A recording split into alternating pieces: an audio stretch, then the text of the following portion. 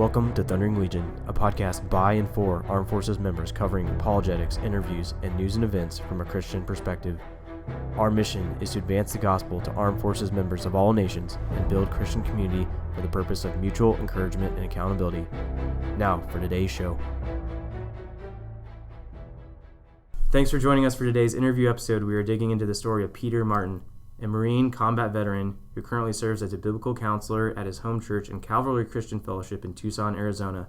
Using his unique experiences, Peter has a heart to show people healing and growth through broken past and present difficulties through relationship with Christ and the church. And as a personal note, I first saw Peter as a guest speaker at my home church and connected with his struggles as a service member. So when I hit a difficult season of life, I reached out to Peter and have since engaged in counseling with Peter. Peter's humility and willingness to share his story and his depth of knowledge about God has really impacted, inspired, and grown me personally. So thank you, Peter, and welcome to the podcast. Can you just tell our listeners a little bit about your background and how you ended up joining the military? Yeah, absolutely. Yeah, and thanks for having me on. So I grew up in a really godly family. I would consider it a godly family. My dad and my mom both have relationships with the Lord that are very strong and very impactful for all of us, but they came from very ungodly backgrounds. So my mom is adopted from Korea, and so she was put into a larger family, and none of them knew the Lord. They had a lot of alcoholism, a lot of drug abuse, things like that. My dad, he also grew up in a bit of an alcoholic home as well. His father took off when he was young, and he had step parents that came in to fill the gap, and all of them were abusive and all of them were alcoholics. So both my parents, through very interesting circumstances, ended up together, and then they ended up finding God together, and they developed their life before the Lord together, which is very beautiful and cool. But something that always struck me about my dad's past that I liked was that he was in the Navy. And he had a difficult time in the Navy. It was post-Vietnam era. And so public view of the military was at an all-time low. And the military was, in general at that time, in huge disarray. And it was very chaotic. But it still stuck out to me. And it was something I wanted to connect with. So I developed a desire to want to go into some sort of a military college. I was thinking about going to like West Point or Annapolis. And I realized over time I just didn't have enough interest in school to justify that. Mm-hmm. And so I decided to enlist. So when I was 18 years old, I went into the Marines. I did boot camp at MCRD San Diego. I did my School of Infantry training out at Pendleton, and then I was stationed at Camp Lejeune, North Carolina for 4 years. And during that time, I did 2 combat deployments to Afghanistan. Both of them were the same place. I went to Marja City, which is in Helmand Province. And the first deployment was actually taking the city, and then the second deployment was just to go back there and to continue to hold it. So what was it about seeing your father in the Navy that you respected that made you want to go into the military? I guess, looking back at my childhood, me and my dad always had a bit of a difficulty getting along. My dad definitely wanted more of an athletic son, and while I was... I work out, I have some athletic ability, but I was not very athletic in general. I'm not very coordinated. I couldn't really get into sports. And I could definitely tell that it had some issues with my dad. He wanted me to be more masculine. I have one older brother, and he is an engineer. So he's not athletic at all, but he's incredibly intelligent, like genius, absolutely like a genius.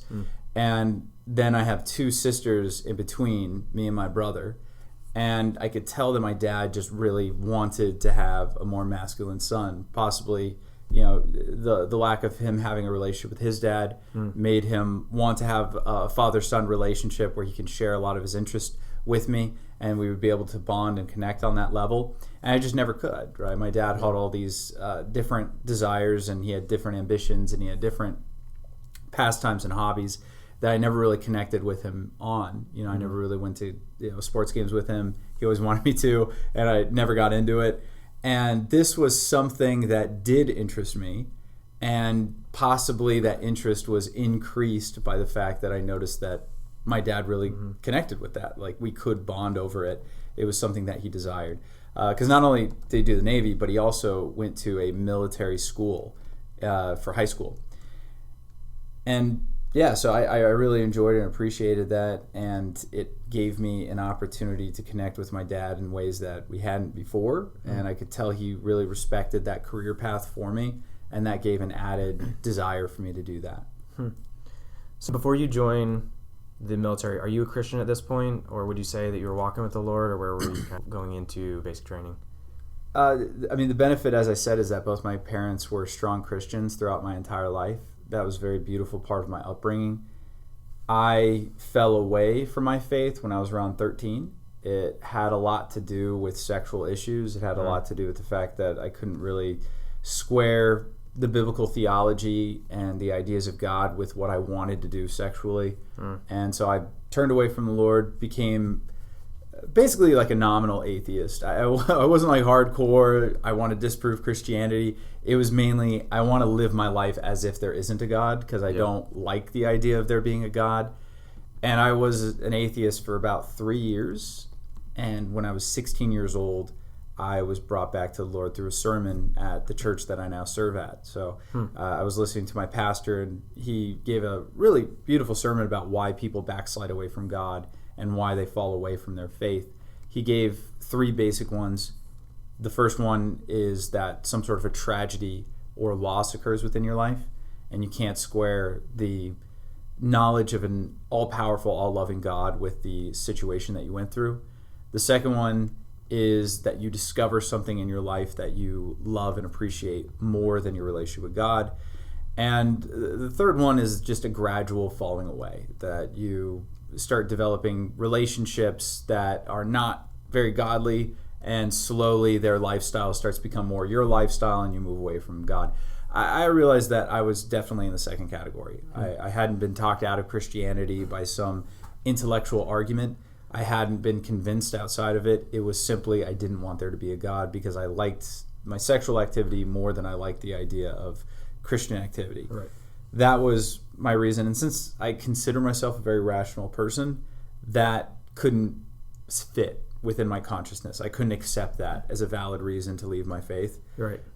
When I got back into my faith, it was for like the worst possible reason. It was essentially just, well, I know that there was a God, logically, and so I have to follow him. It wasn't until later and really in my time in the Marines that my relationship with God actually became good. But prior to that, it was not good. Wow. Yeah, and I think when I had first heard you speak at church, I know you were very open about some of those same struggles, but your testimony is almost exactly the same as mine, where I grew up in a Christian family, drifted away from God, more so because I just wanted to live my life the way I wanted to live it. But the seeds were planted there, and it wasn't until much later on in my life that that relationship really started to take off. So just interesting connection there. So you go into basic training, like you said, you went into combat. From those experiences, or anything that really sticks out to you, challenges or struggles or things that really still affect you to this day? I'm very thankful. I do talk about this a lot. I have a weird kind of mental disorder where it's difficult for me to develop memories with experiential context. It's a form of dissociative disorder. I was diagnosed with it after my first deployment. And it developed in me. I didn't realize it until actually I wrote my book and I started talking to my parents about it. It developed in me because they had developed it in themselves. So both my parents come from, as I mentioned before, really dysfunctional and abusive backgrounds. Yeah. So they taught themselves how to do this. And essentially what it is that you subconsciously begin to disassociate your emotional experience from your memories. And because of that, memories are very difficult to take hold and to flourish. It's hard to remember things. It also makes it impossible for you to be traumatized, which is kind of cool. But the negatives is that the major experiences of my life are kind of washed away. The experiential impact is washed away. I remember that they happened, but I don't remember what it was like to be in them or to experience them in any meaningful way. What I can tell you, though, is in my time in the military, there was always like a push and pull. Certain aspects of it were making me less of a Christian. Certain aspects of it were making me more of a Christian. I would say the necessity for God became greater within the military, within my life, not only due to the fact that I was encountering life or death situations that made me press more into God, but also during both my deployments, actually, there was a lot of moments where I was completely disconnected from any type of technology. And I found that to be actually really liberating and kind of freeing. Yeah. So like I said, my first deployment, we were actually pushing into a city. We were sleeping on the ground. We were sleeping in holes. Halfway through the deployment, we finally got tents hooked up to generators. So we had some semblance of technology. We could kind of plug things in to the outlets that they had. And mainly it provided us with AC, which was nice in Afghanistan. Oh, sure. Other than that, though, we didn't have anything. So none of us had laptops. None of us had internet access. We didn't have phones. We didn't have anything that could access high levels of technology. The most I think I had is an Amazon Kindle where I could read some of the books that I had downloaded. But other than that, I didn't have anything. This kind of lack of communication with the technological world forced me to kind of press more into my physical relationships with my friends, my buddies who I deployed with, and it made me think more about the quality of my relationships back home and my relationship with God. It gave me a lot of downtime to pray, to get into the Bible. It was during my first deployment, it was the first time in my life that I just read the Bible without any commentary, without anyone talking to me about it. I just sat down and just read books of the Bible for the first time. I had this weird method when I was in high school where I have a very good, biblically sound church that I'm a part of. And the pastor that I've had the same pastor since I was 5. He's an incredible theologian. He's an incredible exegeter of the scriptures. So I never really felt the need to kind of read the Bible on my own. Right. What I would do, I had this weird habit of just kind of flipping the Bible open randomly and just reading whatever page it fell open to. I thought of that as like a move of the Spirit or something. Right. And but I didn't get anywhere in my Bible studies because of that method. I wasn't able to understand the Bible, the context of it, why it was written the way it was, or even the way that the books are laid out. I was never able to dive into that for myself. So on my deployment, without any access to technology, it was very helpful for me to get into the Word for the first time and read books from front to back. I think the first book I read was the book of Romans while I was on my first deployment. And then later on, I read the book of Jeremiah, and then I read Revelation. These became really helpful to me in recovering from the deployment that we went on. But yeah, that was a really beneficial point. I think the most antagonistic point of being in the service is there's not a lot of members, in my experience, there wasn't a lot of members who actually had an active faith in God. There were a lot of people that had a nominal faith in God. They claimed that they believe in the Lord and they had some Christianity buried deep down. But there weren't really any friends that I had that had an active relationship with God.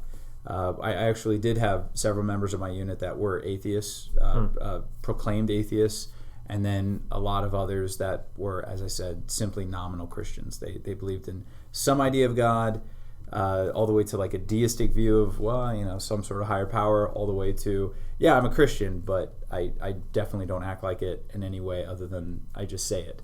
That made it really difficult for me to grow in my faith. You need a good Christian community in order to really develop your faith and your relationship with God. So being deprived of that was detrimental to me, as well as the kind of lifestyles that I was around all the time. Mm-hmm. One of the things my friends realized very quickly is that I didn't drink. So they made me the designated driver for like the whole unit. Yeah. So I spent the majority of my weekends just driving to bars and dropping my friends off at strip clubs. Those were one things where I wouldn't go in with them, but I would drive them and drop them off there, and then come back in an hour or two and pick them up. And that was my life. That was what I would do. And ironically, being around all the alcohol made me less interested in alcohol than I ever had been. Yeah. But it didn't help my struggles with sexuality. It didn't help my desires for sexuality that had always been with me. So kind of what I'm hearing is that you had these seeds planted, you are a Christian, now you're thrown into the deep end essentially, and you're disconnected from society, you're around a lot of people who don't share the same views as you, and you start reading the Bible and your faith is almost becoming your own. And it's like the first time you've had to stand on your own Is that how you describe that Yeah. season of life? Yeah, that would be a good way to describe it. I guess in terms of being around a lot of other people who have different worldviews, like how did that you engage with them in terms of sharing your faith? I mean, at this point, were you just really trying to figure out your own faith walk, and did that grow you or deter you from faith? What did that look like? Because of my behavior, there was no way for me to not present myself as a Christian. If you're in the military and you don't drink, you stand out like a sore thumb, and people are going to want to know why you don't drink. Right. So there was nothing I could really say other than, well, I'm a Christian. I believe that getting drunk is a sin, so I don't do that. That led into a lot of different types of conversations, and it really challenged me because I didn't know much about my faith at this point. Like I said, I had grown up in church. I had gotten a lot of Bible teachings.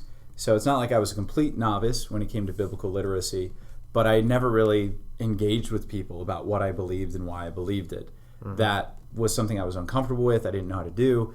But what made it easier for me is the fact that I genuinely had love for these guys, right? We challenged each other. We picked on each other because that's what you do. Yeah. But it was always coming from a place of genuine affection and love. And that allowed me to develop it more in a safe space. But yeah, I was challenged all the time of like, okay, well, you are a Christian, you don't do these things, but why do you do this? Right? So they would say, well, you don't drink, but you cuss like a sailor. I was like, well, yeah. And they would say, well, isn't that a sin too? And I would have to kind of square that circle a little in my head of, well, maybe it's a sin, but maybe it's not as much of a sin. And even talking about my sexual issues, they would say, well, you're not going to have sex with a girl, but you've admitted that you struggle with pornography, so isn't that the same thing? And I would say, well, it's not the same thing, but I'm also trying not to do it, so it's a little different. And they would say, well, it seems like the same thing to me. And and then they would say, well, I don't understand why it's so difficult. Like, if you have a commitment to not doing something, why can't you just not do it? Right. And those led to a lot of interesting conversations. And I would usually respond to my friends and say, well, we'll try it. Try not to do it. Try not to view pornography or have sex for, pick a time, a week, 2 weeks. See if it's easy for you. And those are really funny conversations because the honest ones would say, oh, like that is hard. And then they would have to think about it of like, well, why is it hard to do something that I want to do? And they had never really thought of it because they just lived essentially hedonistic lives, right? They just did whatever they wanted. Yeah. And that really challenge them as to, well, how free am I really? Like, I think I'm free and I think I'm masculine. I think I have total control over my life and body, but maybe I don't. Like, if I can't just not do something for a small amount of time, maybe not. Those are the honest ones. The dishonest ones, which there's quite a few, they would say, well, it's stupid. I'm just not going to do it.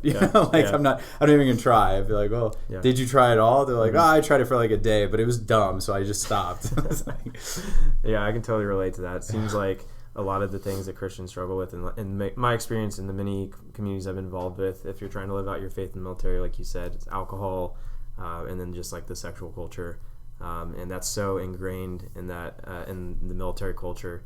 And just I've talked to a lot of other people who have just talked about how that sexual culture is just such a part of the military community in a lot of ways. So how did that kind of relate to your past struggles with sexual sin, pornography, coming into the military, and like don't want to get too graphic with it, but just like what did that process look like, and how did God use that struggle to grow you in your faith?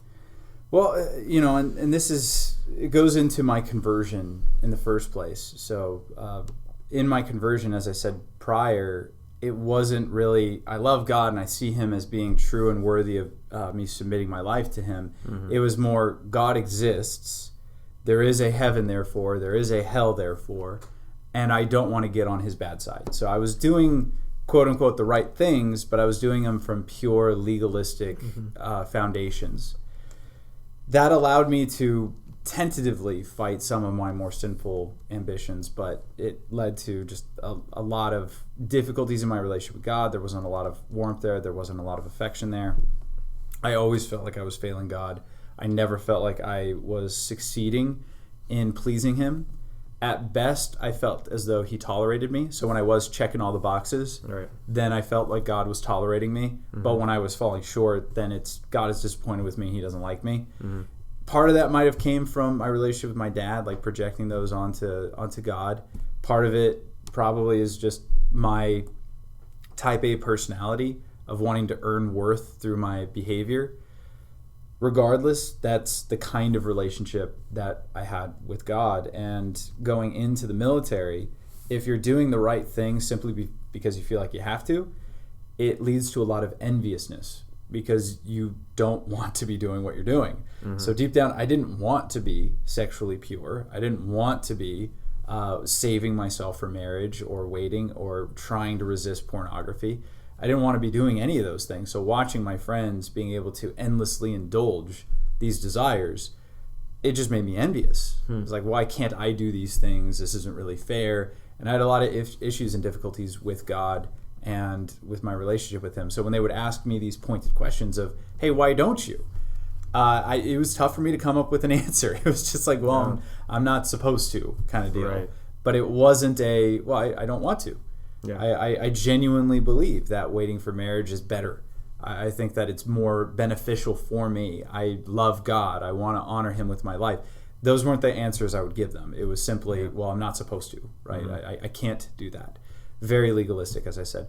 I wasn't able to really figure out my relationship with God as being a joyful one until after I left the military, actually. During my time in the military, it was always like that. Highly legalistic. And simply based upon I can't do these certain things because God says no. It doesn't mean that my affection with God wasn't growing during that time. It was. I believe that God is faithful to meet us where we're at. So even though I had this really strange and black and white and highly performance-based relationship with him, he was still able to meet me there, and he was still able to minister to me in that place. That's why I believe I was able to develop in my relationship with his word, my prayer life. But it wasn't until after I left the military that I was starting to put those pieces together and recognize why I ought to follow God as opposed to just I have to. Yeah.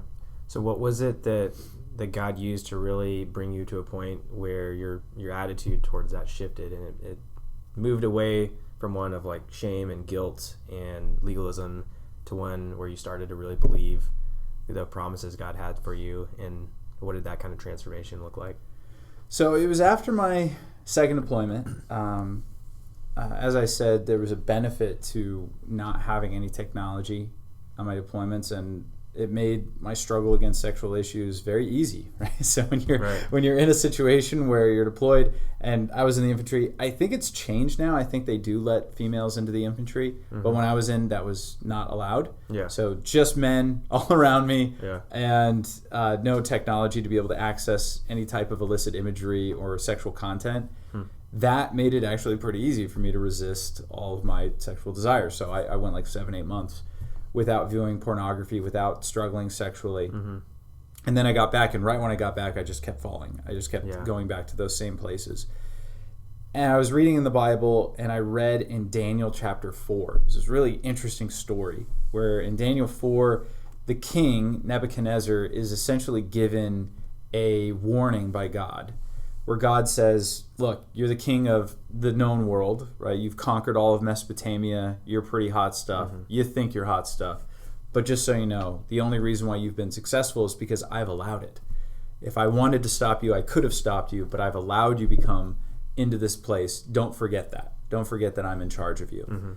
And he basically tells Nebuchadnezzar, if you forget that, if you go back to believing it's because of you, I will take your sanity from you. And Nebuchadnezzar goes like 1.5 years, which I was blown away by. That's insane. Think about that. Like, that's not a physical sin that he's resisting. That's a mental sin. So for 1.5 years, he had the willpower necessary to resist a mental sin of pride. And no way I could do that, right? There's no way I could resist that. And I'm not the king of the known world. I'm not king of anything. And the tendency of myself to raise myself up in narcissistic pride is so heavy. I know for a fact I couldn't do that. He did it for 1.5 years. but then he blows it, and then God takes his sanity away from him for a period of time. When I read that, I recognized the reason why Nebuchadnezzar failed was because he didn't actually believe that God had given him his kingdom. He really did think it was him. He just didn't want to get cursed by this God that he feared. Yeah. And I resonated a lot with that story. I recognized, this is me. I am doing what God has asked, but I'm not doing it because I want to. I am doing it because I have to.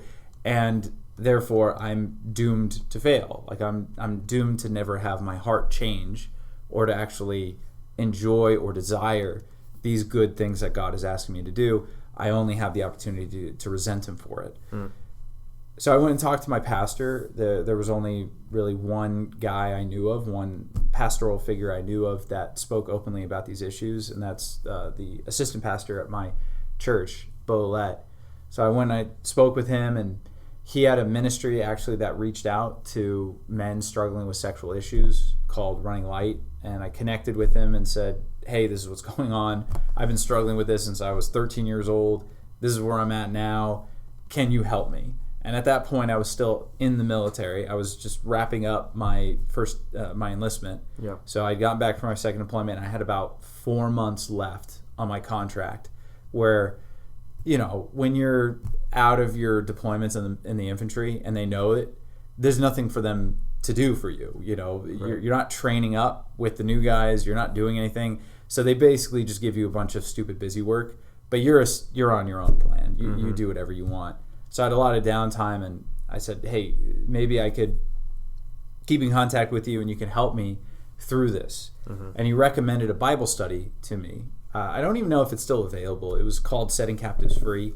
It was this online Bible study you could go through. It was like a 60-day, kind of 60-lesson course. And I went through that, and the first lesson, which was really interesting, the first lesson was, why do you want to get free of X sin? You know, like what is your motive behind it? And they did a very good job of showing biblically and psychologically that motive is kind of everything, right? If you have a correct motive, if you have a correct motive to attach your will to, you could do essentially anything. But if you have a bad motive, no matter how much willpower you have, it's not going to make much of a difference. And so I wrote down my motives, and I said, well, you know, because the Bible says not to, and I don't really think that it's a good thing for me to be doing, and I am really kind of scared that other people will find out that I'm doing something like this, and it will be very embarrassing. Yeah. And also, one day I want to get married. This would probably create difficulties in my marriage, so these are the reasons why I don't want to. And they pointed out, rightly, that the major sin that's found within the scriptures is actually the sin of pride, right? That's the sin of the devil. That's how he fell. It's the sin of the Pharisees. That's why they couldn't actually access Jesus and the miracles he was performing.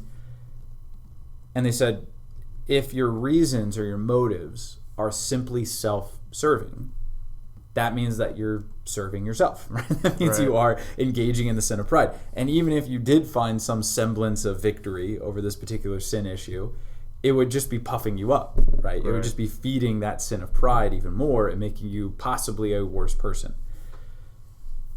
That really helped me. And then the main passage for that lesson was 1 Corinthians 10:31. Whether you eat or drink or whatever you do, do all to the glory of God. I had never really thought of aiming my motives towards the glorification of God. It was always just, God said not to, so I'm not going to. It was more about respect and obedience than it was about glorification, right? I actually want to glorify God. I actually want to pursue him and show him as being the best. The next lesson was about the pleasure of God. This one really hit me because I had always seen God as a pleasurable being. You know, it's kind of like, you just can't do these things. And if you do them, even though they're really good, I'm going to be upset at you. So I looked at God as kind of like a giant wet blanket, you know, you just here are all these pleasurable things in my creation, but you can't do them because I want you to prove how loyal you are to me by resisting them. Yeah. They went through, there had to have been like 20 different Bible verses that they went through, just one after the other, that talks about the pleasures of God. And some of my favorites I still have committed to memory. Psalm 16:11, in your presence is the fullness of joy, and at your right hand are pleasures forevermore. Or Psalm 36, verse 8, where it says, you give them pleasure from the abundance of your household, and you let them drink from the rivers of your pleasure. In Isaiah 55, where God is speaking to his people Israel who are sinning, and he says, anyone who comes to me, let him drink, which is a passage that Jesus quotes later on. But he says, anyone who's thirsty, come to me and drink. For why do you spend your money on food which does not satisfy, and your well-being on that which does not give you pleasure? Come to me, and I will give you abundance of satisfaction. These passages showed me that it's not like, okay, either I serve God and I give up all of my pleasure seeking, and I have to live as like a monk and not have any fun, or I don't follow God and I give into all the things I really want to do, and I have a lot of pleasure and I have a lot of satisfaction, but I go to hell. That was the dichotomy that existed in my mind.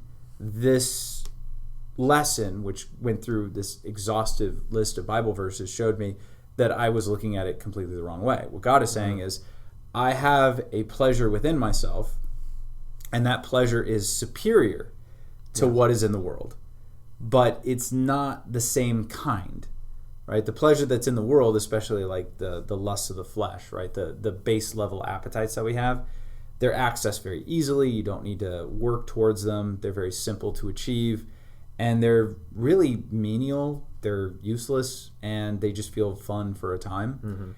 Those base level pleasures, it's not like God is against them. It's that they are detached from any type of higher purpose.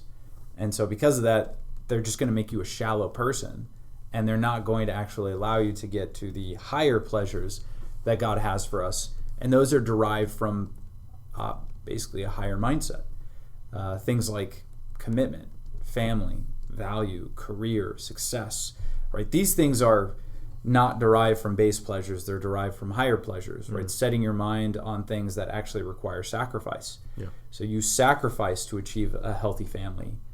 You sacrifice to have a good career. You sacrifice in order to achieve success in any realm of your life, right? You need discipline to achieve these things. It's not just what's easy, it's what's better. And God is saying, if I'm the highest pleasure, you would have to give me the highest amount of sacrifice and obedience in order to achieve me. That made sense to me. So when I read that, that made a lot of sense, and that put my life on a different track, where I started to say, God, I don't experience you as pleasurable, but I would like to. According to your word, this is how you would want me to pursue you. And so align my motives, align my heart, align my mentality with that pursuit, and let me go after you. That was a transition point for me. So I was, like I said, just out of the military when I finally went through that, and that kind of set me up very nicely for the rest of my life. Because it was through that lesson, it was through hanging out more with that pastor that ended up becoming a pastor. If it wasn't for that, I never would have. I had a plan of getting out of the military and joining either the police force, or later on I kind of thought I might want to be a teacher or possibly do electrical work. Those were some things that were on my plate at that time. And it was only because I'd started to talk more with that pastor that he started to put me in positions of ministry, and that allowed me to develop where I'm at today. Wow. That's a cool story. Yeah, and my story is very similar to that. I struggled with the same sexual sin for well over a decade. I think it was like 13 or 14 years that I was really, like you said, kind of going through phases of like thinking it's okay, but then being convicted of it and trying to not do it, that sort of thing. But what I've kind of come to realize is that I kind of had the same perspective where I was trying to just not do something, but trying to not do something or not think about something, you inevitably end up thinking about it. And it's like, I've heard the example that try to not think about a pink elephant. You're right. Don't think about a pink elephant. It's like it comes to your mind. And if we're just trying to fight sin that way, trying to not think about it, we're going to lose that battle every time. And I didn't experience this until my wife and I were dating. We decided like, okay, we really want to put our relationship, on the foundation of Christ. And we want to make sure that we are using our sexuality in a way that glorifies God. At that point, once I started seeing what God had to promise, what he had promised, what he had to offer, and focusing on the things that God had planned, and the amazing gifts that he had and the pleasure, then the other things just fell away. And after like 13 years, the temptations essentially just completely went away. But it wasn't because I had become more disciplined or because I had done something different. It's literally that God had literally just changed my heart and taken my focus away from not doing something to God's promises and the greatness that they offer. And by comparison, it's like after you tasted, a filet mignon, then you're like, do I really want to go back and have the $1 burger off the menu? By comparison, right. It doesn't have the same like pleasure. And I know there's an Oswald Chamber quote that says, all efforts of worth and excellence are difficult. And that one stuck with me throughout the years, and as I've thought about that things that are difficult require our effort, our sacrifice, right. And God is that way. Like, he's not doing that because he is evil or wants to smite us, but because it's generally worth the pursuit. And so I can totally relate to that, and I think that every community that I've been involved in, it seems like men always struggle with that. So hopefully that really resonates with people. Would you say that God has really changed your heart in that area and given you victory as you've gone through those studies and started to change your mindset towards those things? Yeah, absolutely. It's definitely changed my perspective on God. It's changed my perspective on the struggles that I go through. I would say I still struggle with the temptation to go back.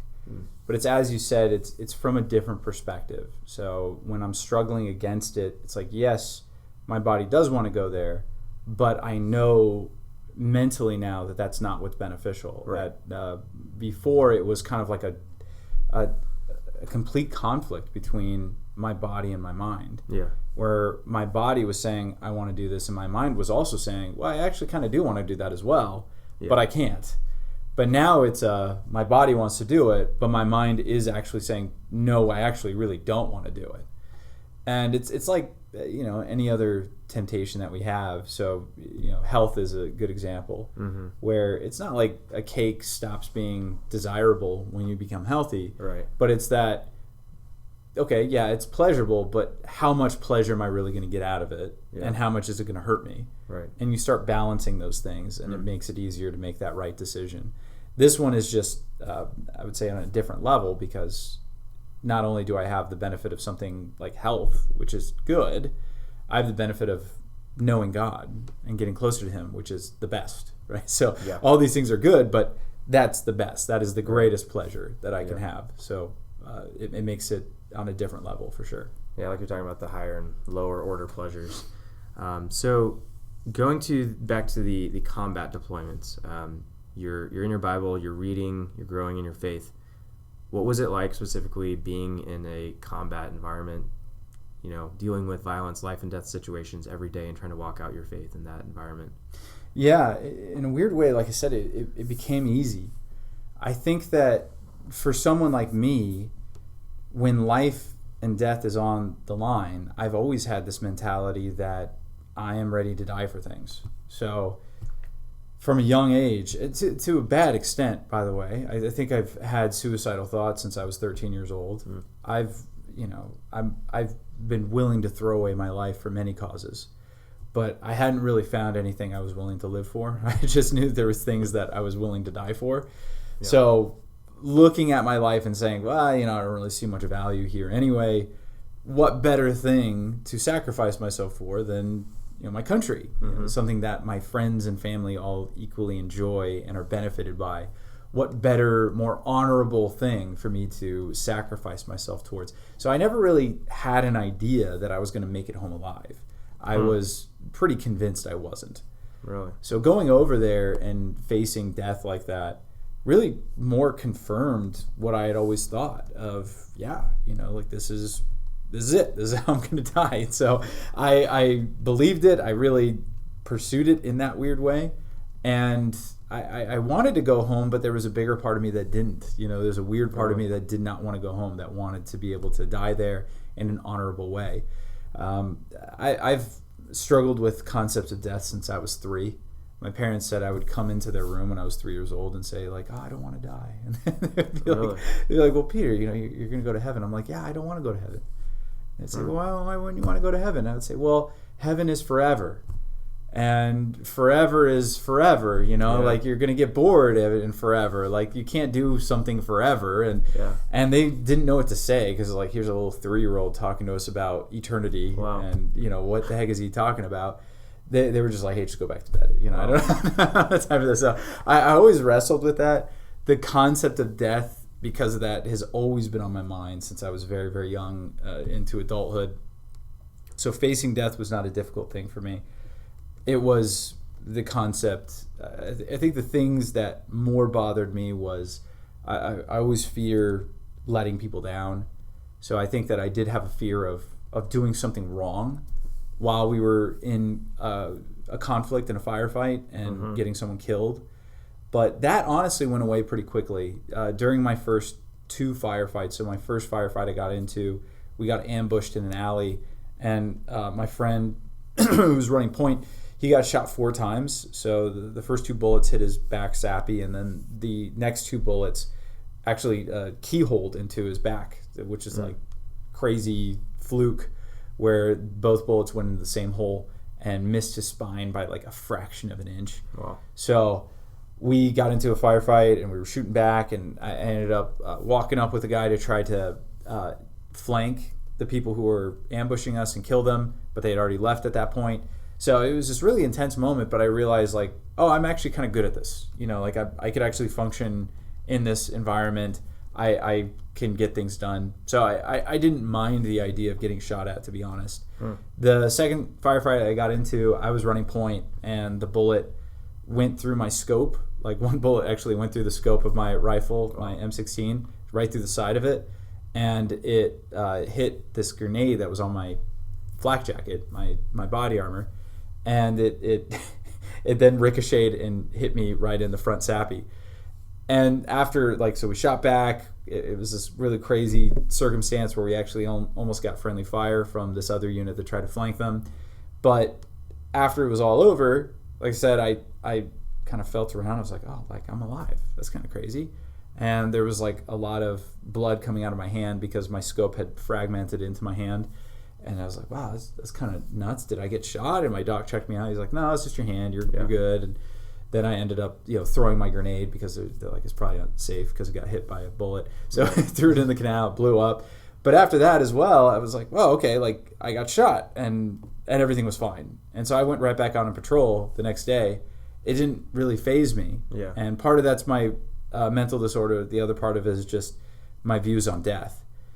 It was actually coming home that was more difficult for me. Really? So having my faith in God and seeing okay, I'm doing good. I'm not viewing porn. I'm honoring God. I'm dying for my country. That was cool. Coming home and then immediately just falling right back into the same patterns. Yeah. And saying, wow, I suck. And I'm going to keep living, and I'm going to keep letting people down in my life, and I'm going to keep letting God down. That was the more difficult thing for me to wrestle with. Living for God has always been more difficult for me. Dying for God is something I'm totally cool with. Living for God is tough. Yeah. If you ever say your kids aren't listening when you're talking about a 3-year-old talking about eternity, it's like they understand so much more than we think.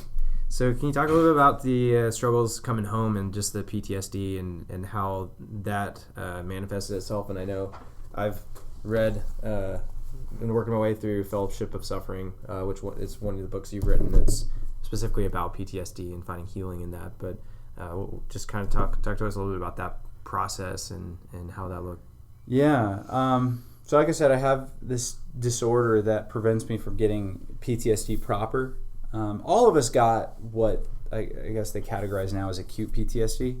So acute PTSD is short-term PTSD. Right. You have reactive responses to triggering events, and they can be pretty intense, but they only last for a couple months and then they go away. So I was very reactive. I was very angry, emotionally fragile, that kind of thing, and I did have trigger responses that I had to work through. But it really was only the first 6 months after I got out. After that, I was back to normal. as far as I could tell. I had one other one that happened a couple years later, which was interesting, but it was literally driving onto a base and being around, like, we went on to Pendleton. Yeah. And I had my buddy who wasn't in the military, right? So he wasn't a vet. And he was trying to guide us with his GPS on the phone. And this is back in the day. This is before Google Maps and all the satellites and stuff. So he's trying to guide us, and the map is screwing up. And I told him that. I said, hey, we're on a base. They don't map out their roads very well, first off. Mm-hmm. Half these roads are shooting ranges. You know, you got to Pendleton, you got to 29 Palms. Those bases are like, you have like one main road that goes to the base. The base is huge, and every other road is a side road. Right. And half of them go off to some random shooting range. So I told him that. I was like, the map is not going to be accurate that you're looking at, first off. But secondly, we're driving by all these different, towers and stuff and chameleons on the MRAP systems that are going to disrupt your phone and mess up the signal. So you're not going to be leading us the right way. And he's like, no, I totally got it. And so we end up driving, and we're about to go onto a live fire range. And I'm like, dude, I'm telling you, this is not the right road. He's like, no, it's telling me to keep going. Like, it is not there. So I just blew up on him. I started cussing him out. And we were driving away, and it was like that awkward kind of moment in the car where everybody, like, I was in it with him, but then there was these other two girls that were in the car as well. And it was just this huge, just dark cloud over the car. And one of my female friends pulled me aside and said, hey, you should really apologize to him. I'm like, why would I apologize to him? He almost got us killed. Like, I'm not going to apologize to him. He should be a man, he should just get over it. And she's like, hey, you should really apologize to him. And so I went over to him and was like, hey, man, I'm sorry. I shouldn't have blown up on you. I overreacted. I'm really sorry. That was actually a pretty good moment for me because, like I said, I didn't have full-blown PTSD. I never had nightmares. I never had flashbacks. But I did have those weird trigger responses. And I had always just kind of ignored them. Even when they happened in the first 6 months after I got back from my deployment, I had ignored them, and everybody else in my life did too. Yeah. It was like just this awkward, like, oh, drunk Uncle Bob, like, got pissed off, and let's just act like it didn't happen. Yeah. And so I would have these weird outbursts, and everybody just pretended like they didn't happen. Mm-hmm. And so this is the first time I actually apologized for one of them. And that actually really helped me. Where I made that a commitment in my life that if I'm going to blow up on somebody, I'm going to apologize. And it made sense because if everyone's treating my behavior as if it didn't happen, then they're treating me like a victim. And if they're treating me like a victim, then I'm always going to be a victim. That's going to be my life, is just living as a victim. And I didn't want that. Right. I wanted to live life like everybody else. And if I'm going to live life like everybody else, then they have to hold me to the same standards as everybody else, regardless of what I've been through. And I'm thankful that my friends and family gave me the courtesy of understanding, hey, we know what you've been through. We know why you might be reacting the way that you are. But it was still important for them to hold me accountable. If I have an outburst, say something. Like, I'm not excused from mistreating people simply because I've gone through something horrific. And that really helped me move forward as well. But the main thing I've had to struggle with is, as I said, that disorder that caused me to disassociate from my emotions. So I'm on the opposite spectrum. Most people with PTSD, they're trying to figure out how to not feel things, right? Their hippocampus has been totally hijacked. Right. And when their trigger response happens, they're not in control of themselves, and they're overreacting to things. They're having the flashbacks. They're having the nightmares. Right. Some of my friends, they're on 100% disability because they black out. Right. When they get triggered, they just black out, and they're not in control of themselves, and they can't remember what they did during that blackout period. So they can't drive. They can't, use heavy equipment. They can't really do anything because of that. And so that's the struggle for most people with actual PTSD. With me, it was, how do I let in my emotions in a healthy way? How do I experience the things that I need to experience? How do I allow myself to be happy? Allow myself to see my life as having hope and value when I don't believe that and I don't think that way? How do I allow myself to not run away? Because that's what I was doing. I was just running away from my emotions, to not run away from my problems, which is one of the reasons why having long-term relationships was so tough for me. When everything's got tough, I would just cut and run. And I could do it easily. I could just cut people out of my life, and it didn't bother me. Right. Now I'm like, well, how do I stick around when things get tough? And how do I learn how to invest in someone and not allow that overwhelming fear that I'm going to ruin this person's life or, screw them up in some way through my failures? How do I overcome that and learn how to be present with people, even, or maybe especially when things get tough? Those were the main issues I had to struggle with. And as I said, I'm thankful that I had a good, strong support group. That's why I wrote the book that I did, Fellowship of Suffering. It was all about this idea of like, why is it possible for me, but it's not possible for most of my friends? And it didn't work across the board, but I'll tell you, there is a heavy correlation to the kind of support system that a veteran has and their ability to recover.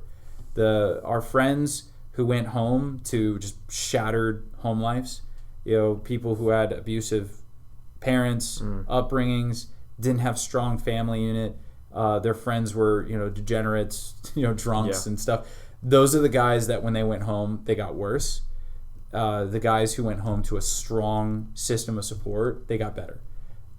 Not in the same time frame, right? All of our recoveries were different, but as a general rule, the people who went home to a healthy environment got healthy. The people who went home to a dysfunctional environment got more and more unhealthy as time went on. So have you kind of seen God working through that process, the PTSD, the recovery, the writing of your book? I know at some point in there you got married, had kids. Yeah. How did all that kind of work together, coming from a combat situation, moving forward?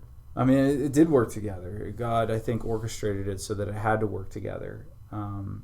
While I was recovering and thinking through these things, that's when I met my wife. That's when I started hanging out with her. And she comes from a highly dysfunctional background as well. We currently, unfortunately, don't have a relationship with her parents. We have a great relationship with her siblings, but her parents, we've tried, and they're just so toxic. They're so abusive. We're just unable to have a relationship with them. And so my wife's coming from that background. I didn't know that. And she's having these interesting trigger responses of her own, and she's manifesting them in our relationship, and I don't know what to do with them because I was under the impression of people who go to combat get PTSD. Right. So I'm hanging out with her, and she's exhibiting the same types of symptoms that I'm used to from my friends and that I've experienced, but I'm not able to accept that she is actually having these problems. So I'm like, what the heck is wrong with you? And, I'm just getting more and more upset at her. But over time of being able to accept, no, she does have the same thing that I have. She just got it in a very different way. That has allowed us to connect on a deeper level. So she is the reason why I wrote the book that I did. I had that strong support system with my family, but being able to talk through her issues and how she was responding to them, and both of us having that same mentality of we don't want to be victims the rest of our life. We want to be people that are able to function the way that everybody else does, and that means we need to be accountable for our behavior. So she would tell me that. She's like, hold me accountable. Like if I say something and do something, yeah, I'm being triggered, but that's not an excuse. Hold me accountable. Talking through those things with her, learning that balance between how do I confront and tell her that was unacceptable, you shouldn't have done that, with compassion and empathy for where she's been through. Learning how to do that with her taught me, like, wow, we've never been closer. Right? When we started working through those things together, we've never been more intimate. We've never been more emotionally connected. Right. We've never learned more about each other than in those moments. That was when I realized, oh, this is a semblance of intimacy, right? You can actually grow in your relationship with someone else through trauma, which is the main reason why trauma destroys us. I think in our culture, one of the big problems is that we feel as though trauma alienates us. So there's this concept called lived experience, which is if I go through some sort of a lived traumatic experience, only I have the authority to talk about those issues and no one else can understand me. And I get why we developed that concept is because it gives a voice to those who have been injured and traumatized and victimized within their life. And there's a beauty there, but the negative is think about what you're saying to that person. You are saying to them that this lived experience makes you different than everybody else, which is the great fear of trauma. It's getting stuck in your own head and believing that you're the only one that understands what's going on in there and maybe you don't even have a full grasp of what's going on in your own head. And that's terrifying. And the fear is that this thing that you've been through is going to push everybody away. You see your responses, you see how unhealthy they are, and there is that fear of like, I'm going to end up alone, I'm going to die alone, and maybe I deserve to be alone, because you already feel damaged because of what you've been through. That mentality, I feel like, is driving a lot of why people are not developing any type of growth within their trauma or PTSD, where they're stuck. So we give people who have gone through traumatic experiences unbelievable amounts of support and help, but what we don't actually do is give them a way to get better. Now, I'm not naive enough to believe that everybody's going to fully recover from PTSD. I know that that's not accessible for some people, but there is always levels of growth that can happen within it. And I genuinely believe that we're cutting people off from that. So Sabastian Junger wrote a book called Tribe, and that was a huge inspiration on me and the book that I wrote. And in it, he's not a Christian, but he does talk about how different civilizations and societies deal with trauma. And he mentions that the more tribalistic a society is, the lower the levels of PTSD are.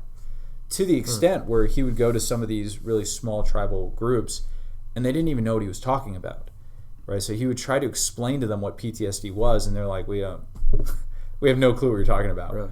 And these are war tribes. These are tribes where the infant mortality rate is crazy through the roof, where they actually are getting into hand weapons kind of battles, and they had no clue what he was discussing. And so he tried to explain it to them as much detail as he could, and there's like, we don't have that. Like, we get what you're saying, but that's just, we don't experience that here. And he extrapolated that out, and he figured out that there was a direct correlation. The more unified and tribalistic a culture was, the less likelihood there would be that PTSD would crop up. So even in a nation like Israel, which is more westernized and more advanced, in Israel, less than 1% of their armed service members will get PTSD, which is radical, because the vast majority of them will see some sort of a conflict, some sort of combat. In our military, it's around 20% will get PTSD. And I believe it's still less than, it's probably even worse than that at this point, because we're not in an active war right now. But I believe that the last statistic I looked at was less than 1% of our armed forces will see combat. So when you have 20% getting PTSD and less than 1% seeing combat, and you look at Israel and the numbers are almost reversed, you have to say there is a sickness in our culture that's producing this, right? The trauma is an issue, but the PTSD is not fully explainable from the trauma itself. There's something else at play that is making us less mentally resilient and less able to recover from the traumas that we experience. And he had this great quote in his book where he says, the more that we pathologize trauma, the less that we give people access to actual healing. So if we're spending all of our time as a culture explaining what's going on in the neurology of someone experiencing PTSD, which, by the way, we're unrivaled. We have figured out to a science exactly what's happening in someone's brain when they experience PTSD. We know the parts of the brain that are being adversely affected, and we're even developing medication to try to get that, to take that away, to shrink the amygdala, to put things back in the right balance. Right, we're trying to do that, which is, by the way, the basis of the show, The Terminalist, is that that is real, right? The medication that's presented in that show is a real medication that they are developing. I don't think that they're using service members as guinea pigs, as far as I know. I don't think so, but they are legitimately trying to develop that. So we're unparalleled in understanding the neurology of it and even the psychology of it. But we're way behind, we're lagging behind these really primitive cultures in being able to deal with it and being able to actually help people through it. And that's really problematic. Even, take the World War II generation. Most of us have grandparents who were in World War II or, distant relatives who were in World War II.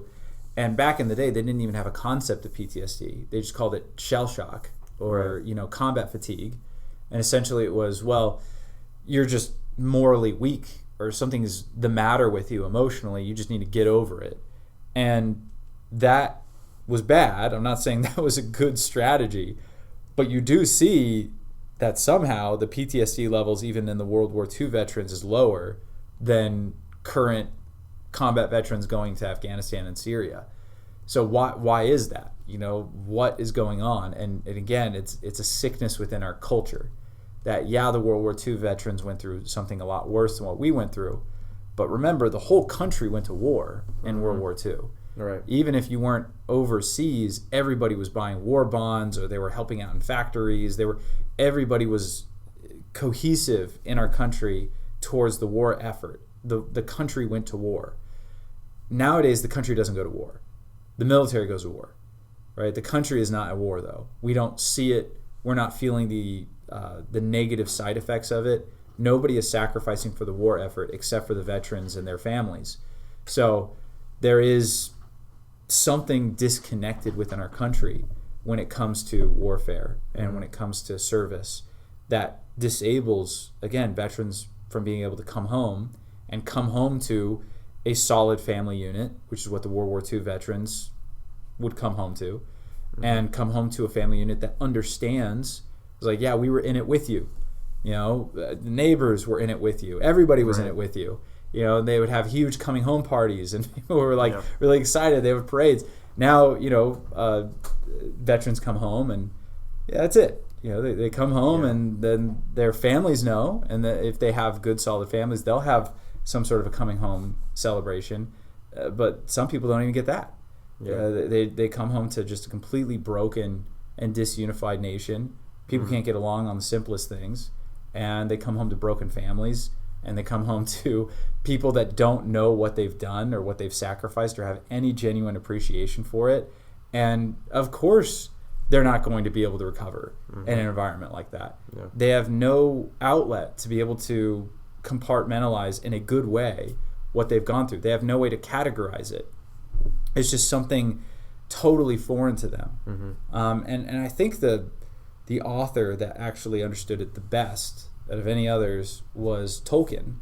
So like I said, it was better back in the day, but there was still difficulties with it. And, J.R.R. Tolkien, when he wrote the Lord of the Rings novels, the Shire, where the hobbits deployed from, if you want to put it that way, was a sign of innocence, right? It was a picture of innocence. It was a picture of a place that was untouched by conflict or warfare.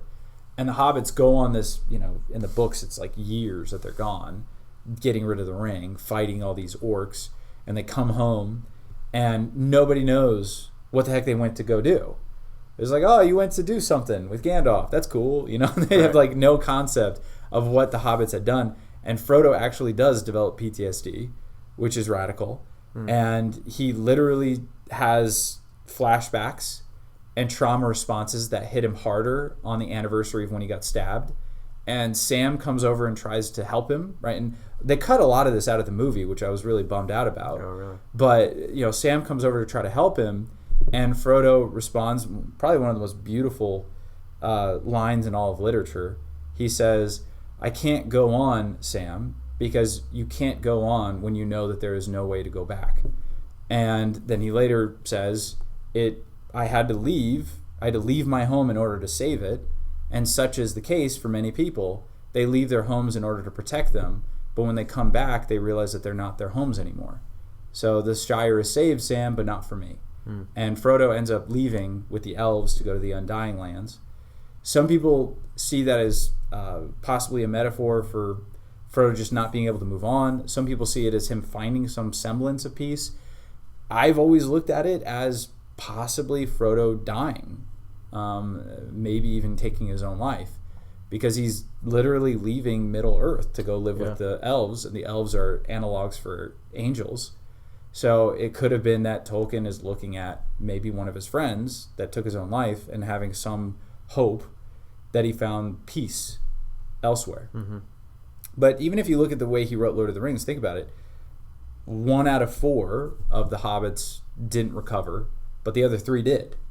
So he has a very hopeful look at it, that there is a small percentage that can't make it, but the majority will figure it out and they'll become better. And if you look at the other 3 hobbits, they were all kind of losers in the beginning of the movie, the beginning of the books, and they come back and they're all really competent now, and they become leaders in the Shire, and Sam gets married. He gets the confidence to talk to girls, right? So Tolkien is looking at it and saying some people are bettered by war, but a small percentage are made worse.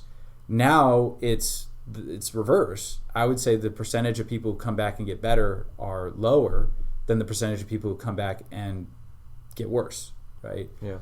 In some way, right? Whether it's full-on PTSD or just they never really come home, right? They never really come back in any meaningful way. So how are you applying your story, the book, your counseling? How are you using all that? Are you directly focusing on PTSD, or what is kind of your drive, and how is God using all of that together? Yeah, I think that I'm always thinking about different things. I'm always trying to juggle a lot of different things. I always make time in my schedule and in my life to focus on this issue because I find it to be very important. So if a veteran calls me, if a veteran wants to hang out, I always have time for them. I always have time to spend time with veterans, to talk to them about these kind of issues. I let people know that. I do charge for counseling, but if it's a veteran, I usually don't. That's just a part of what God has produced in me, and it's part of something I want to do. I do like speaking at different churches and fellowships about my book, sharing my story. That is something that's always on my mind, something I'm always trying to do more of. Right now, I'm doing a lot of other things as well, though. So, I mean, it's a part of what I'm doing, but it's not the main part of what I'm doing. So right now, there are two kind of poles in my life that are primary, beyond the obvious, which would be my family. The first one is counseling. So I am a biblical counselor, and I recently opened up a counseling facility with my friend Lisa Keller. She's a licensed counselor that became a biblical counselor over time, and we're working together, and we want to help educate people in counseling itself. So we want to actually have students come to our facility and be educated in biblical counseling and be able to do it on their own. So I'm developing that with her. And then over the last 5 years, so the first book I wrote was a little bit of the first part of our conversation, which was looking at sin from a theological perspective and talking about how our culture has lost the language of sin. We use words like disorder or unhealthy or addiction or something to that nature, and we've lost the word sin. We don't use that anymore. And I talk in the book about how that word is very important because all these other words put you in conflict with your own self-interest, but the word sin puts you in conflict with God, and therefore the only way forward is to make things right with God. You need forgiveness and you need repentance. So the book looks at the 7 cardinal sins, and it looks at the virtues that counteract those sins, and that's why I called it Rooted in Sin, Rescued by Love. The second book was Fellowship of Suffering, where I was looking at PTSD. Around the time I was finishing Fellowship of Suffering, I got really into this concept of aesthetics, which is the study of beauty. And as a Christian, I've always struggled with the study of beauty. Like I said, my mind goes more to like the ascetic view. The ascetic views, I get closer to God by denying beauty, denying goodness, and just being stoic about my emotions and my world. Right. And because of that, I never really thought about Christianity and the arts. But as I started studying this, I started realizing, wow, we've really dropped the ball when it comes to the arts. And what really propelled me forward, so I was already thinking about it, and one of the people I interviewed to do my book, Fellowship of Suffering, was an art therapist. And they were talking about the success that they've had in helping people who underwent trauma come back. And the reason was really fascinating to me, and it helped me understand what the arts do in general. So what the arts give people the capacity to do is language helps us express our thoughts. The arts help us express our inner person, right? Our emotions. So it's almost like direct emotional transaction. When I watch a movie or I listen to a song, I'm not just thinking what you're thinking, I'm also feeling what you're feeling. That's something that words can't really do in any meaningful way. They have to be accompanied by some sort of artistic methodology, whether it's me using metaphors or something like that. but it can't be communicated directly. And so what she mentioned is a lot of times people get stuck in their trauma, not because they don't have a support system, some people do, but they lack the language to be able to communicate to themselves and others what's going on. So people are there, they're wanting to help them, but they just don't have the words. They have no clue of how to communicate what's going on because they don't even understand it. What the arts do is it allows that person to directly communicate outwardly to represent what they're going through in a direct format without using words, right? Without needing to use words. So they've had a lot of success in it, and it was a radical concept for me. I was like, wow, that I didn't think that the arts could have value, and other than just entertainment. That got me on the track of thinking, well, if the arts could do something like that, what else could they do? And so I started studying and researching what the purpose of the arts are, what the purpose of beauty is, and it's kind of blown me away. Really? So I'm writing a book on that, and I'm also developing a ministry around that concept as well. Is it out yet? Because we could link it. No, it'll probably be out in a couple of years. Every time I'm like, because I've written the outline of it, and every time I'm about to jump in, I learn about some other writer or some other person that's written about the arts. I'm like, I got to read their book first. Right. At this point, I've probably read a dozen books on aesthetics. Some from Christians, some from non-Christians, just trying to understand it. And it's been a pretty cool journey. So yeah. I know I personally, for me being out in nature, just like being out on my bike, riding, going on hikes, like that's where I really connect with God, and and then also just music. So I think there's definitely something to be said there. I'd love to learn more on that topic. So in terms of times of difficulty, what books of the Bible do you tend to go to? So I mentioned earlier that the book of Jeremiah was one that I read after I came back from deployment. That one legitimately saved my life. It's my favorite book in the entire Bible, and I find myself going back to it and the book of Lamentations often. If you read any of my books, I quote Jeremiah pretty heavily because I just love him. What I think was most beneficial to me about Jeremiah is, number one, he taught me how to express my emotions to God. Jeremiah is called the weeping prophet, and there's a reason for that. And he just has this absolute confidence that he can come to God and just say whatever the heck is on his mind, even if it's really ugly. So read the book of Lamentations, and he makes some pretty audacious accusations against God in his prayer life. And he doesn't see that as a sin. He doesn't see that as a lack of faith. Right. And God doesn't either. God sometimes gets mad at him for the content of what he's saying. It's like, hey, that's just not right. You're not saying the truth right now. But he never gets mad at him for coming to him in his ugly state. And oftentimes he does meet him with just grace, which is kind of very fascinating. But one of the main reasons why Jeremiah was so helpful is I was so upset coming back from my first deployment. And I think at this point we're coming up on almost 2 years since the pullout of Afghanistan and the fall to the Taliban. And I actually made a video after that happened to help people understand what I was thinking, because everyone was like, how you doing? What's going on? And so I got tired of answering the question, so I made a video about it. And essentially what I said is, for me and my buddies, we had always known that Afghanistan was going to fall, right? Right after we left on our first deployment, we knew this is not sustainable. This is going to fall. Yeah.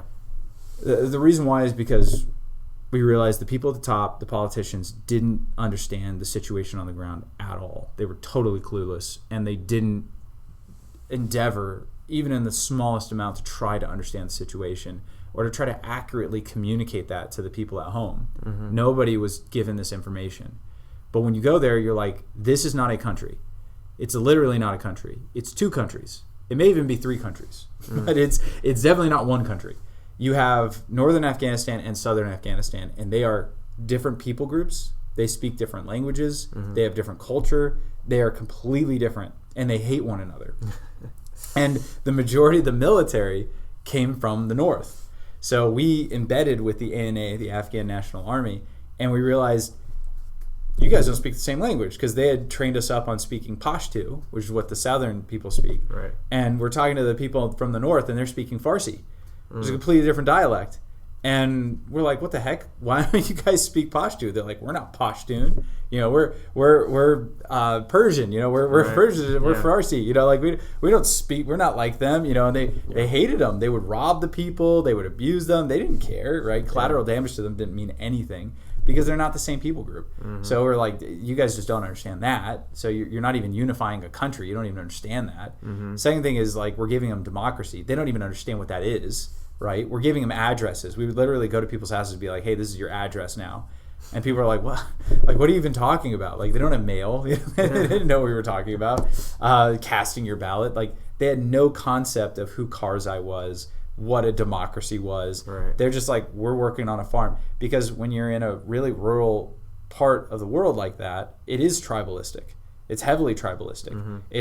This is our elder.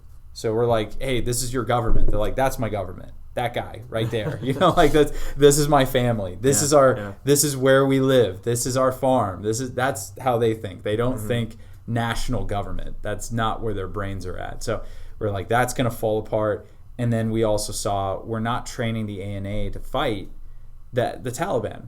We're training the ANA to fight in concert with us against the Taliban. We're training them how to rely upon indirect fire and air support and things like that. They're going to lose all that when we leave, right? We should have been training them how to fight insurgent warfare with low amounts of resources. We should have had Israeli Defense Force come in and embed with them and train them how to do that. We didn't know how to teach them how to do that because it's not how we fight, right? We do call for fire. We do use indirect fire. So we knew that wasn't going to work, and the people just weren't invested enough in the nation and in the plan that we had given them to fight for it. So we all knew it was going to fall apart. Obama had already been talking about, after my first deployment, that was 2010, Obama was already discussing getting us out of there. So we knew it was going to fall apart. We knew that all of our work was going to be for nothing. Jeremiah was a godsend for me because Jeremiah is a book about a guy who did the right thing and nobody listened to him. Mm-hmm. So if you read the book, he is telling people God is going to judge us. You got to get your acts together. Nobody listens to him. Judgment comes. Jerusalem's destroyed.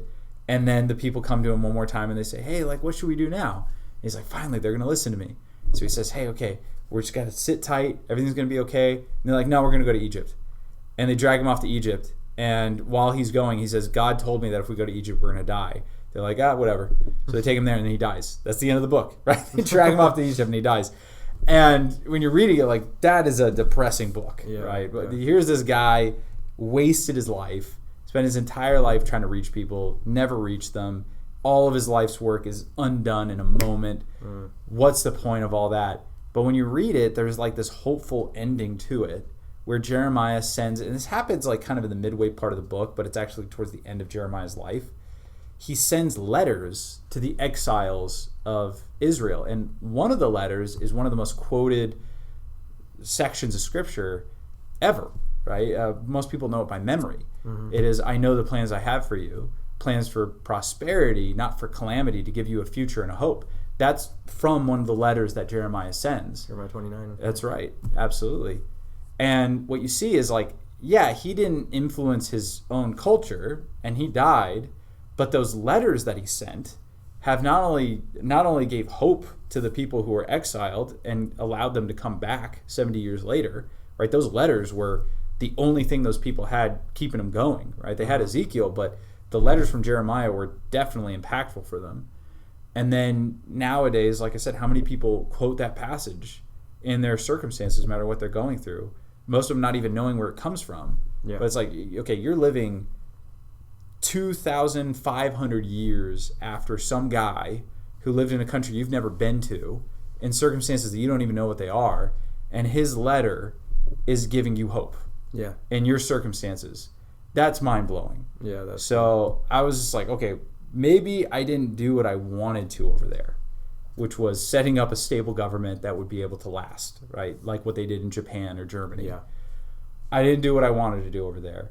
But it doesn't mean that it's useless. Mm-hmm. And so I started praying and saying, God, I don't see what the benefit of this is, but you do, right? Jeremiah never saw the impact of his life. I might never either. But you are doing something, and I believe that, right? So Jeremiah was absolutely, I still go back to Jeremiah when I'm struggling. It reminds me of really just the story that's impacted me, that's impacted this podcast, which is those 40 soldiers who were put out on the ice, and who knows if they knew what impact they were going to have. But here I am 2,000 years later, I hear their story and I'm like, wow, I'm inspired by their story. And it's very similar to Jeremiah. Was he the one who was thrown in the well, by the way? Or was that okay? Yeah, he was. So he had a lot of bad stuff happen to him. yeah, not ideal. So on a daily basis, how do you prioritize just your spiritual growth and your spiritual life? Yeah, so one of the benefits is that I get to do this for a living. So I get to talk about God all day, every day, which is a huge benefit. I'm counseling people. I'm spending time in the Word, studying at my work, doing podcasts like this one. So being able to just talk about God all the time and having a wife that loves God and I could talk to her about all this stuff is huge. I didn't have that in the military. It's like I said, I had a personal relationship with God, but that was it, and a lot of people I know don't have that advantage, right? They go to work and it's like, man, I go to work and it's not uplifting. It's definitely deteriorating my spiritual life. So I understand what a huge benefit that is, and I'm very thankful. In my own personal life, though, I try to have one time a day where I'm reading the Bible. I always have a devotional I'm going through, and I always have a book that I'm going through. So it tends to be at night. It used to be in the morning, but when you got kids, Yeah, I know about that. when your morning starts, it starts. You don't have time to sit and read. So I read it right before I go to bed, and I spend time in prayer at that moment as well. So that's like my time with God. But again, I'm very thankful that I have a lot more. Yeah, the environment makes all the difference. Like you're talking earlier about whether people will recover or not recover from PTSD. It's all about that environment. So do you have any just words of encouragement for other people who are in the military? They may be feeling isolated, just down in their faith or disconnected. Yeah. The biggest piece of advice I could give you is wherever you're at, find a church. Wherever you're located, find a church. I know it's so tough. I ended up going to like a bunch of different churches when I was in. I wish, looking back on it, I would have just stuck to one. Yeah. Because I was used to my home church. I was used to living in one place, going to one church my whole life. Then I went over and I was like, I don't really like this about this church. I'm going to go to this other church. Just find one body that you can connect with and stick with it, right? No matter where you go, find one body that you could stick with and feed into that as much as you can. Yeah. If it's an on-base church, I think all the better. There was a tendency for me to go out in town, but honestly, I wish I would have stuck to the on-base churches because those are your brothers and your sisters in arms. Those are the people that your family's going to know, your kids are going to know. Like, I wish I would have done that as well. So find a body of believers. It doesn't matter if it's Protestant. Like, usually when you go into the churches, you're going to have like the really traditional Protestant church. Just go to it, right? Deal with it. Deal with how traditional it is, but learn how to just enjoy that community, because that's really the main purpose of church, is that community. Yeah. Invest in it as much as you possibly can, and if you're single. I waited to get out of the military to get married. At this point, I'm thankful I did, because I met my wife after I got out. But looking back at it, I wish I would have pursued that. Sometimes when you're single in the military, you might have multiple reasons why you're not pursuing like a real relationship. But believe me, all those reasons are not good, right? Yeah. You should pursue a long-term, meaningful relationship, because the alternative is just that you're alone in your barracks, thinking about nothing, and you're watching your buddies go off and just have meaningless one-night stands, and you're probably going to do it too. Yeah. So just start thinking. I'm not saying go out and marry the first girl you meet, right? I saw a lot of that in the military. Don't do that, but start aiming yourself towards a long-term relationship. Yeah. And pray and say, God, bring a God-fearing woman into my life, a God-fearing man, if you're a woman, God-fearing man into my life that I could share my faith with, I could share my life with, and we can move forward together on our mission to serve you, right? Start praying that, start seeking it out. I believe my wife is the reason why I'm here. The support she gives me on a daily basis, the love that she gives me, and the encouragement and the word that she gives me is just indispensable. I have no idea where I'd be without her, but I definitely wouldn't be able to do the things that I'm doing without her. So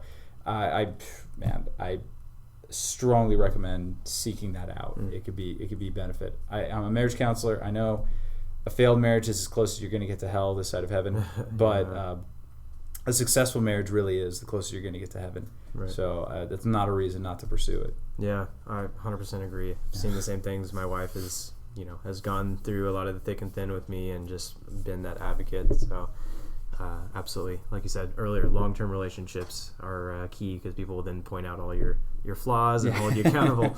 So would you mind to close us in prayer, just encouraging those who might be listening? Yeah, absolutely. Father, we love you so much. We're grateful for your love and your providence within our lives. I ask that, as you've helped me so many ways and helped Trevor in so many ways, that you would provide that same type of courage, that same type of beauty, that same type of prosperity in their spiritual life to all those listening, that they would be benefited, not necessarily by my own thoughts and wisdom, but by yours, Lord, that they would dig into your word and they would see what a relationship with you is really all about, and they would grow in that understanding through your Spirit. And I pray that you would continue the work that you're doing in my life and in Trevor's. Use us in ways that glorify your holy name, and in your name, amen. Amen. Awesome. Thank you for coming on. How can listeners get a hold of you? I know you mentioned your podcast. We'll link the book in the show notes as well. Yeah, absolutely. So Tuesdays and Thursdays, I do a live Bible call-in question and answer podcast that people can go on, and you could actually ask me whatever question you want, right? So you could go on to podcast, you could type it in. It's on Facebook, it's on YouTube, it's on our site, CalvaryChristianFellowship.com. But the name of the show is A Reason for Hope. Like I said, you can just type that in on YouTube, it'll come right up, or on Facebook. And so I'm on there from 5 to 6 our time. We're in Arizona, so you could figure out what time that is. Yeah. So I do that. You could also, if you go on our site, CalvaryChristianFellowship.com, my email is listed there, and feel free, send me an email. Like I said, I love hearing from veterans. Even if you're deployed, if you're overseas, I would talk to you on the phone. It's not an obstacle. Awesome. Well, thank you, Peter. Once again, you've been such a huge encouragement to me through some difficult times in my life, and glad to get to dig into your story, and I hope that it'll just be benefit to a lot of other listeners. Thanks for listening to Thundering Legion. Don't forget to subscribe, leave us a rating and review. Please share this episode with another Armed Forces member who needs encouragement in their faith. Thanks for listening. We'll see you on the next episode.